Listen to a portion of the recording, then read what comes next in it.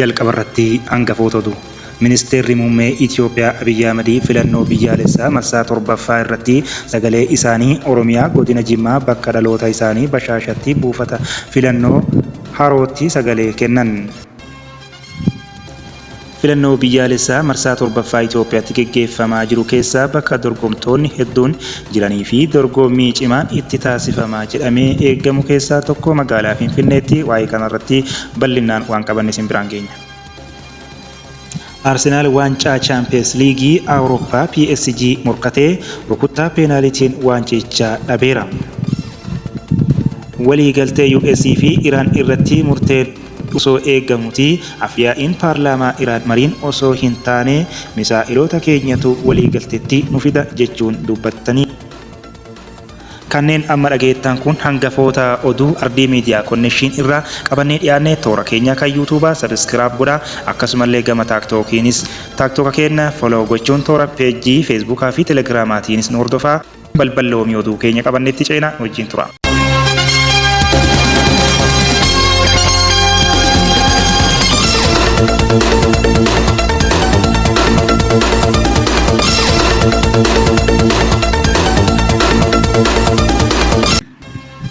Ministeerri muummee Itoophiyaa Abiyyi Ahmed filannoo biyyaalessaa marsaa torbaffaa irratti sagalee isaanii Oromiyaa godina Jimmaa bakka dhaloota isaanii Bashaashatti buufata filannoo Horaatti sagalee kennan.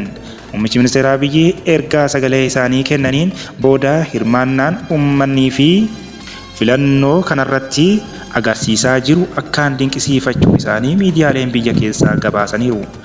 Adeemsa diimokiraasii biyyattii ijaaraa jirtu gufachiisuuf yaaliin garaagaraa taasifamus uummanni Itoophiyaa ololaa fi osoo gurra hin kennin sagalee isaa kennaa jira jedhan.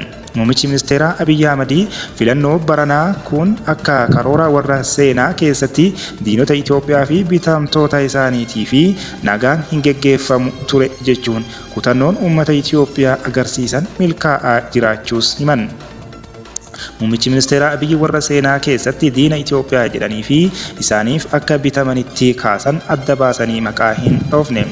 Muummichi ministeeraa Abiyyi filannoon bara kanaa haala amma argaa jirru kanaan nagaa qabeessa ta'ee akka hin geggeeffamne kan barbaadan seenaa keessatti diinonni Itoophiyaa humnoota bitatan bitachuun bal'inaan bobbaasaniiru jedhaniiru.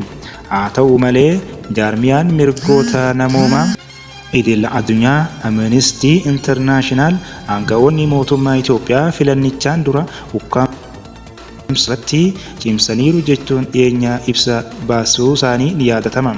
Amnesty ibsa caamsaa 29/2026 baaseen michoonni misoomaa Itoophiyaa fi qaamolee mirgoota namoomaa idil addunyaa waa'ee tarkaanfii tarsiimawaa jedhee kana sagalee isaanii akka dhageessanii fi waamicha dhiyeesseera. Muummichi ministeeraa Abiyyi duula filannoo kana gufachiisuu yeroo ibsan akkas jedhan. Piroopagaandaa hojjetaniiru. Itoophiyaa keessatti filannoo diimokiraatawaa geggeessuun hin danda'amu amantaa jedhu akka qabaannu yaalii taasisaniiru.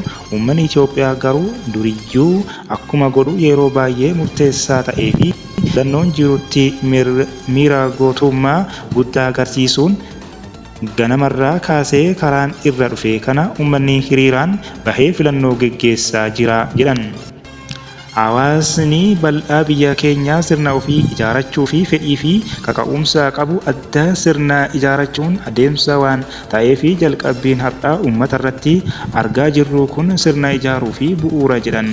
Uummanni keenya galee fi jira maal akka godhu ni beeka. Ololli diinaa soba nu qooduu fi ijibbaatus hin milkoomne. Kaleessaa fi har'a Jimmaan ture biyya baay'ee nagaadha bareedaadha jechuun dubbataniiru muummichi ministeeraa Abiyyi.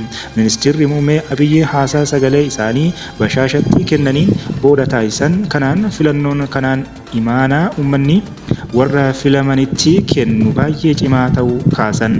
Akka isaan jedhanitti amma yaaddoon warra filatan osoo hin taane kan warra filatamaniitis jedhan. Kan filatee caalaa kan filatame osoo dhimmee irratti yaadee gaariidha. Kan na yaaddessu har'a warra filatu osoo hin taane warra filatamanidha jedhan.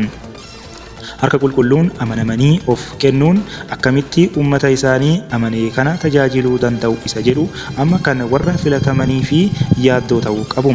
Waggaan 5 itti aanan kan kanaan dura dadhabnee caalaa dadhabuu gaafata kan jedhan muummichi ministeera biyya Itoophiyaa naannicha keessatti biyya adda duree taatee arguuf hojii cimaa akka barbaachisu jala muruun dubbatan.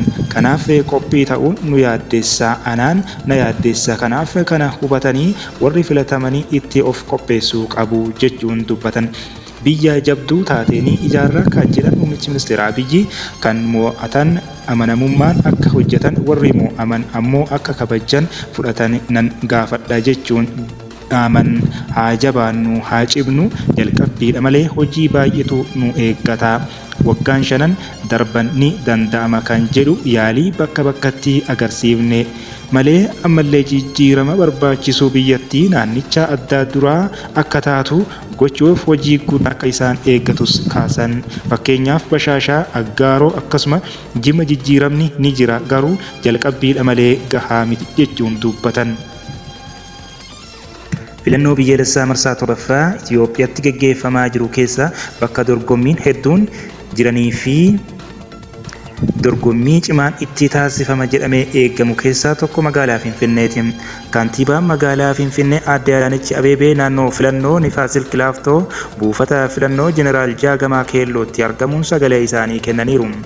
Aadde Adaanech mootummaan uummataan filatame ijaaruu fi filannoon gahee murteessaa qabu adeemsifamaa jiraachuu himan.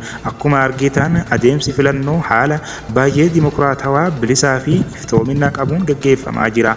Akkuma isin gabaasaa turtan jechuun miidiyaaleetti himan. Magaalaa Finfinneetti filannoon ganamarraa eegalee buufataalee filannoo duratti hiriira dheeraa hiriiruun akka mul'atan miidiyaaleen biyya keessa gabaasan. Uummanni mirga mootummaa isaa bulchuu filachuu qabu fayyadamaa jira.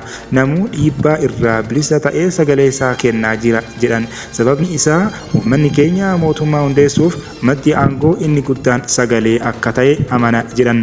Aadde Adaanech filannoon kun mul'ata Itoophiyaa nageenya waaraa misoomaa fi badhaadhina fi tarkaanfii murteessaa ta'ee eeran.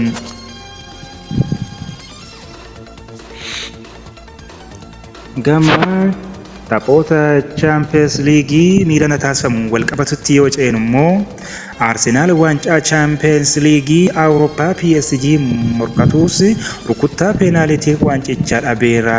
Kubbaa xumuraa peenaalitii kana kan rukutame immoo taphataa Arsenaal guddoo gargaaree yoona akka gahan gumaachi keessaa tokko kan ta'e Gabriel Magaalaziidha. Waancaan xumuraa taphataa kana akkanaan xumuramu nama gaddisiisa jedhu xiinxaltoonni ispoortii.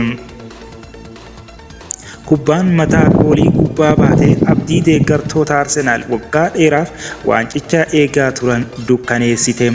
Faallaan kilabii Faransaayii PSG walitti aansee waancicha injifachuun seenaa addaa galmeesse.